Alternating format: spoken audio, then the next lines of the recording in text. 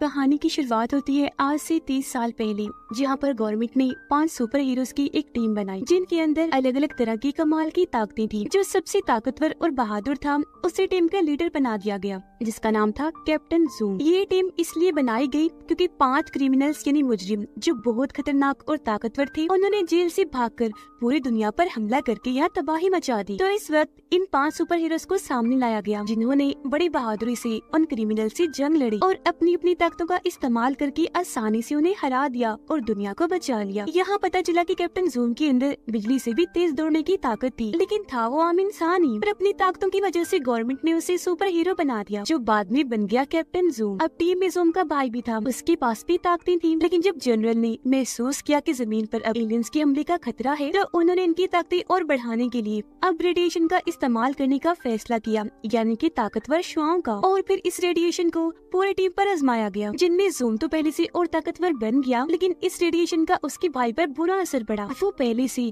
कई ज्यादा गुस्से वाला बन गया, उसे गलत गलत सोचें आती थी और वो फिर बुराई के रास्ते पर निकल पड़ा। उसने फिर अपनी टीम के बारे में गलत सोचना शुरू कर दिया कि इन्होंने मेरा बहुत सारा नुकसान किया है। इसी वजह से उसने अपने ही लोगों से लड़ाई कर ली और 3 सुपर हीरोज को मार दिया। अब जब जूम को महसूस हुआ कि मेरा भाई बुराई की हदें पार कर रहा है, बहुत खतरनाक बन चुका है, तो उसने अपने भाई से लड़ाई की और उसे हराकर पहाड़ों में एक ऐसी जगह पर बंद कर दिया जहाँ से वो कभी बाहर नहीं आ सकता था। लेकिन अब 30 साल गुजर जाने के बाद जूम अपनी ताकतें खो चुका था और बिल्कुल एक आम इंसान बनकर रहने लगा। और अब 30 साल के बाद एक साइंटिस्ट ने पता लगवाया कि जहाँ पर जूम ने अपने भाई को कैद किया था, वो वहाँ से निकलने की तैयारी कर चुका है। हैरानी वाली बात कि इतने सालों में ना तो उसकी मौत हुई, ना ही उसकी उम्र बढ़ी, वो आज भी जवान है। वजह ये थी कि वो बहुत ताकतवर था, इतना तेज कि वक्त को भी पीछे छोड़ दी। अब साइंटिस्ट को इस बात की फिक्र थी कि जूम का भाई पहले जितना ही ताकतवर है और उन ताकतों के साथ ही वो बाहर आएगा और अपने भाई से लड़ेगा, उसे बदला लेने के लिए और दुनिया को तबाह करने के लिए। पर करें बात जूम की, वो तो अपनी ताकतें खो चुका है। तो उसका मुकाबला करने के लिए जनरल अपने ही सुपर हीरोज बच्चों की टीम तैयार करने का फैसला करते हैं, जिनके अंदर भी हैरान कुन अलग किस्म की ताकतें पाई जाती हूँ। पर उनके पास सिर्फ 12 दिन का ही टाइम था, क्योंकि 12 दिन के बाद जूम का भाई वहाँ से निकलकर बाहर आ जाएगा। जाहिर है ये टाइम कम ही था, तो इतने कम वक्त में बच्चों को अच्छे से ट्रेन जूम के अलावा और कोई नहीं कर सकता था। पर जनरल ये भी जानते थे कि जूम इसके लिए कभी नहीं मानेगा, इसलिए उन्होंने कैसे भी करके जूम को यहाँ लाने का हुक्म दे दिया, फिर चाहे उसे जबरदस्ती ही क्यों न लाया जाए। उधर जूम आम जिंदगी गुजार रहा था जैक बनकर। उसके पास सिर्फ इतनी ही ताकत बची थी कि वो बस अपनी उंगली से कॉफी फेंट कर तैयार कर लेता था। अब यहाँ जूम यानी जैक के पास साइंटिस्ट और उनकी साथी जो डॉक्टर थी, वो उसे लेने के लिए पहुँच गए। वो कहते हैं कि चलो आपको सुपर हीरोज तैयार करने हैं, पर उसने ये कहकर मना कर दिया कि अब इस दुनिया को नए सुपर हीरोज की कोई जरूरत नहीं है, क्योंकि हर लिहाज से दुनिया महफूज है, यहाँ कोई खतरा नहीं। अब वो लोग जानते थे कि जैक इतनी आसानी से नहीं मानेगा, इसलिए साइंटिस्ट ने उसे बेहोश करने वाला इंजेक्शन दे मारा। वो उसके सीने पर लगा, जिससे जैक बेहोश हो गया और ये लोग उसे अपने साथ ले आए। यहाँ साइंटिस्ट और जर्नल ने फैसला किया कि हम जैक को उसके भाई के बारे में कुछ नहीं बताएंगे, क्योंकि जब उसे पता चलेगा कि मेरा भाई जिंदा है, तो हो सकता है वो एक्साइटेड और जोश हो जाए और उससे लड़े ही ना। इसके बाद हमें दिखाई गई सुपर हीरोज की छोटी नई टीम, जिनमें सबसे छोटी 6 साल की बच्ची थी। उसके पास ये ताकत थी कि वो कोई भी भारी चीज आसानी से उठा लेती थी। अब उसके पास ये ताकत तो थी ही, लेकिन कैसे भी करके वो सुपर हीरो के टेस्ट को पास करना चाहती थी, जिसके लिए बहुत सारे बच्चों को यह टेस्ट के लिए बुलाया हुआ था। लिस्ट में अगली 16 साल की एक लड़की थी, जिसके दिमाग में इतनी ताकत थी कि वो बस दिमाग के जरिए ही किसी भी चीज को उठाकर इधर से उधर कर सकती थी। स्कूल में बाकी बच्चे उसे परेशान करते थे, इसीलिए वो सुपर हीरोज की टीम में शामिल होना चाहती थी। अगला एक लड़का था जिसके पास गायब होने की ताकत थी। इस ताकत का फायदा उठाकर वो बहुत मस्ती करता था, क्योंकि बार बार गायब होकर वो लोगों को हैरान करता और खुश होता था। एक बच्चा था 12 साल का, जिसके पास सबसे अलग ही ताकत थी। वो अपने जिस्म के किसी भी हिस्से को फुलाकर बड़ा बना सकता था। अब लैब में जब जैक को होश आई, तो उसके सामने 2 ऑप्शन रख दिए जाते हैं। एक, ये तो वो सुपर हीरोज की टीम को ट्रेन करे। दूसरा, कि अगर वो ये नहीं करता तो झूठे इल्जाम में उसे जेल भेज दिया जाएगा। अब जैक को यहाँ मानना ही पड़ता है, क्योंकि उसके पास और कोई रास्ता नहीं था। अब जैक मिलता है साइंटिस्ट के साथ ही डॉक्टर से, जो उसके कैप्टन जूम होने की वजह से उसकी दीवानी थी। वो इतनी बड़ी फैन थी, इतना उसे पसंद करती थी कि उसने जूम के बारे में सारी किताबें पढ़ ली थी जो लिखी गई थी। अब जब जैक को नई सुपर हीरोज की टीम दिखाई गई, तो वो काफी हैरान रह गया कहता है, अरे ये क्या छोटे छोटे बच्चे, मुझे यहाँ सुपर हीरोज की टीम तैयार करनी है, ये बच्चों के खेलने की टीम, ये क्या करवा रही है भैया आप मुझसे। जिस पर साइंटिस्ट उसे कहता है कि भले ये देखने में बच्चे हैं पर इनके पास अनोखी ताकतें हैं। जो कहकर वो उसे हर बच्चे की ताकत के बारे में बताता है। डॉक्टर भी जैक को कहती है कि आपको इन बच्चों को ऐसे ट्रेन करना है कि इनकी ताकतें ट्रेनिंग से ही और बढ़ जाए, क्योंकि इन पर हम उस रेडिएशन का इस्तेमाल नहीं कर सकते, क्योंकि जाहिर है ये बच्चे हैं तो इसका बुरा असर भी पड़ सकता है। इसके बाद बारी बारी सारे बच्चे आकर अपनी अपनी ताकतें दिखाने लगे। जैसे कोई बच्चा बहुत तेज पलकें चिपका सकता था, तो कोई इतना ज़हीन था कि पढ़ाई में मास्टर निकला। जिसके बाद आखिरकार उन्हें 4 बच्चों को सुपर हीरो बनने के लिए चुना गया, जिनकी ताकतें मैं आपको बता चुकी हूँ। अब पता चला कि जैक की भाई के वापस आने में बस 9 ही दिन बाकी रह गए हैं। साइंटिस्ट और जनरल आपस में बात करते हैं। जहाँ वो बच्चों की टीम से तो बहुत खुश थे, लेकिन साथ में उन्हें इस बात की फिक्र भी थी कि जैक इतने कम टाइम में बच्चों को ट्रेन कर पाएगा भी या नहीं। जनरल तो बच्चों को इतनी जल्दी तैयार होता दिखना चाहता था कि वो तो बच्चों पर रेडिएशन को भी आजमाने के लिए तैयार था, पर नुकसान न हो जाए इस वजह से साइंटिस्ट ने ऐसे करने से मना कर दिया। अब शुरू में तो बच्चों ने जैक पर इतना ध्यान नहीं दिया, बस ये समझा कि ये हमें ट्रेन करेगा। लेकिन जब डॉक्टर सबको ये बताती है कि असल में जैक की कैप्टन ज़ूम है, तो सारे बच्चे काफी खुश हो गए, क्योंकि वो भी उसके फैंस थे। आकर उसके पास आ जाते हैं, सिवाय गायब होने वाले लड़के के, क्योंकि उसे अभी भी उस पर शक था। अब जैक, साइंटिस्ट और डॉक्टर मिलकर बच्चों की ताकतों को देखने लगे। वजन उठाने वाली बच्ची जो सिर्फ 6 साल की ही थी, उसने भारी से भारी वजन उठाकर सबको हैरान कर दिया। पर जैक को यहाँ वो बच्ची खास पसंद नहीं थी, क्योंकि वो बहुत बोलती थी, हर वक्त जैक से बातें करती रहती थी। गायब होने वाला लड़का यहाँ उन लोगों को काफी परेशान कर रहा था, क्योंकि जब कोई उसके पास आता उसकी ताकत देखने वो वहाँ से गायब हो जाता। अब एक दिन जैक ने डॉक्टर से पूछ लिया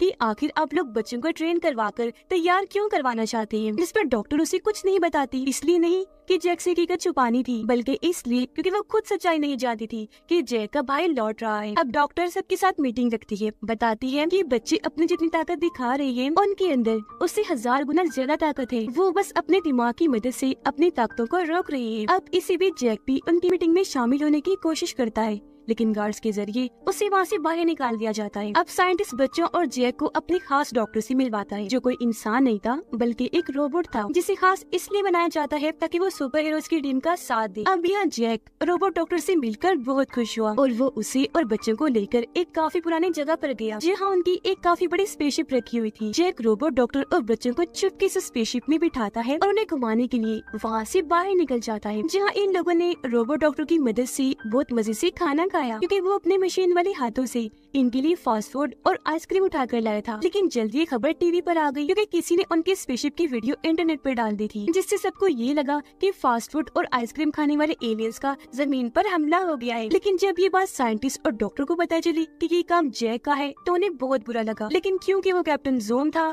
तो कोई उन्हें क्या ही कह सकता था। अब जब जैक सो रहा था तो वजन उठाने वाली बच्ची उसके पास आई और उसे जगाकर कहने लगी कि मुझे बहुत बुरा सपना आया है, मुझे डर लग रहा है, मैं आपके पास सोना चाहती हूँ। अब जैक को उस पर तरस आ गया। बेड छोटा था तो वो उसे अपने पास तो नहीं सुलाता, लेकिन पास पड़े हुए सोफे पर सोने का कह देता है। पर वो बच्ची बहुत होशियार थी, उसने आराम से सोफे को घसीट कर बेड के साथ लगाया और उस पर मजे से लेट गई, ये सोचकर कि यहाँ मुझे बहुत अच्छी नींद आएगी, डर भी नहीं लगेगा।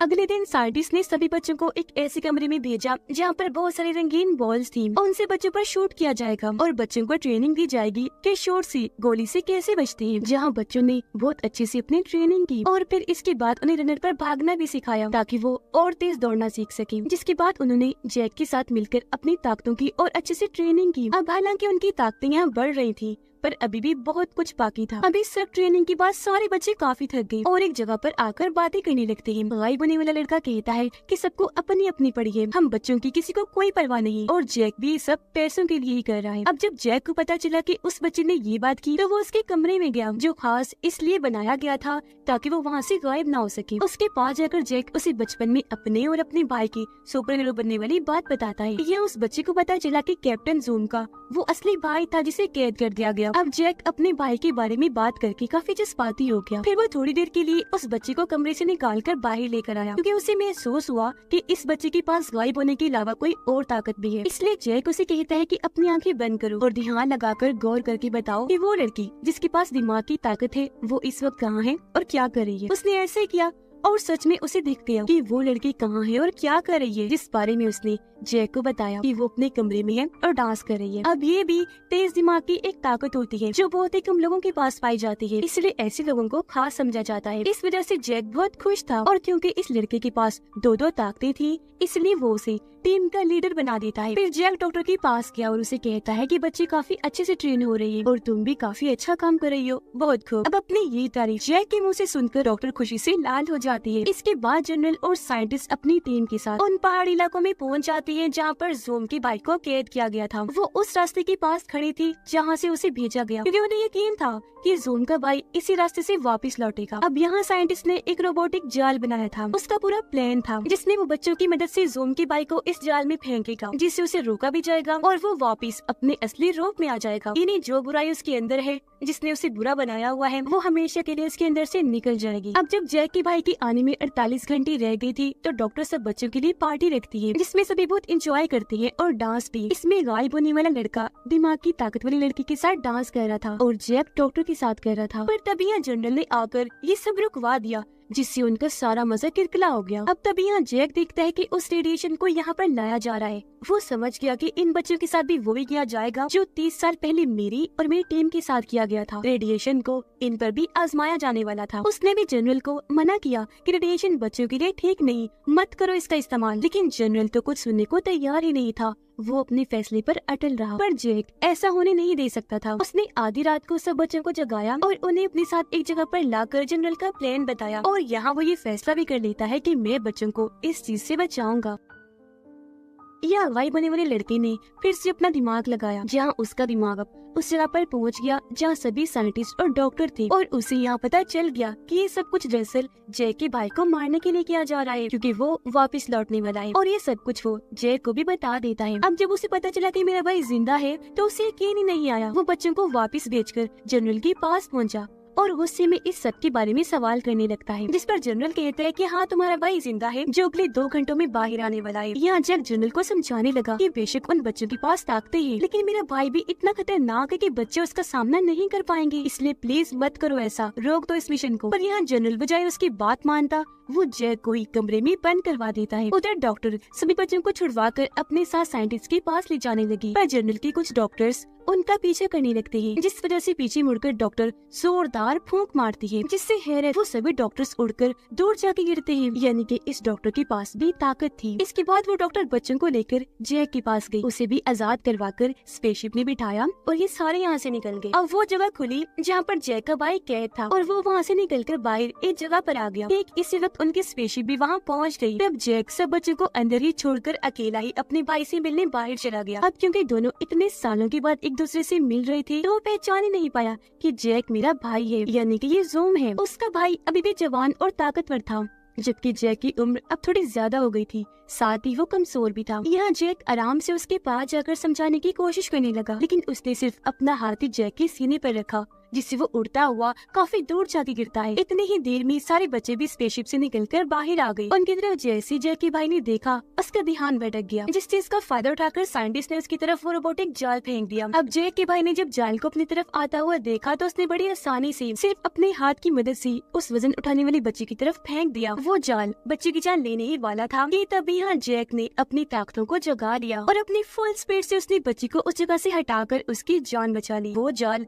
दीवार से जाकर टकराया और पूरी दीवार तबाह हो गई, जिसके बाद जैक अपनी सुपर स्पीड का इस्तेमाल करते हुए सिर्फ 5 सेकंड्स में लैब गया और अपना सूट पहनकर वापस भी आ गया। अब यहाँ साइंटिस्ट उन्हें बता देता है कि अगर जैक के भाई को उस रोबोटिक जाल में फेंक दोगे तो वो पहले जैसा हो जाएगा, तो अपना ये काम जल्दी से कर लो। जिसके बाद गायब होने वाले बच्चे ने बार बार उसके पास जाकर गायब होकर उसका ध्यान भटकाया और दिमागी ताकत वाली लड़की ने बहुत सारे पत्थरों को अपने कंट्रोल में करके हवा में उठाया और उसके भाई की तरफ फेंक कर दे मारे। बोलने वाले बच्चे ने अपना पेट बड़ा करके उसकी मदद से जैक के भाई को जोर से मारा, जिससे वो हवा में काफी ऊपर उड़ गया। ये देखकर वजन वाली बच्ची ने एक खंभे के जरिए उस पर कई बार खतरनाक हमले किए और उसे डॉक्टर की तरफ भेज दिया। डॉक्टर ने यह जोरदार फूंक मारी और आखिरकार वो रोबोटिक जाल में गिर ही जाता है। कुछ ही देर में सारी बुराई उसके अंदर से निकल गई और वो वापस अपने रूप में आ गया। वो बाहर आया जहाँ उसे अपनी गलतियों की शर्मिंदगी थी, पर उसे माफ कर जैक उसे गले से लगा लेता है। जिसके बाद ज़ूम साइंटिस्ट के साथ मिलकर अपनी नई सुपर हीरोज की टीम बनाता है जिसमें ये सारे लोग शामिल थे। और अब वो यहाँ अपनी स्पेसशिप में बैठकर वहाँ से उड़कर वापस आ जाते हैं। वो अपनी इस कामयाबी पर बहुत खुश थे क्योंकि उनका मिशन भी पूरा हो गया था और जैकी भाई को भी मरने से उन्हें बचा लिया था, वापस उसे अच्छा इंसान बना दिया था। ये फैसला भी किया गया कि आइंदा की बात रेडिएशन का इस्तेमाल नहीं किया जाएगा, बस ट्रेनिंग के जरिए ही ताकतों को बेहतर बनाया जाएगा। और अब ये सब जोन के साथ काम करने वाले हैं जो आने वाले किसी भी खतरे से मिलकर लड़ेंगे। इस फिल्म की कहानी यहीं पर खत्म हो जाती है।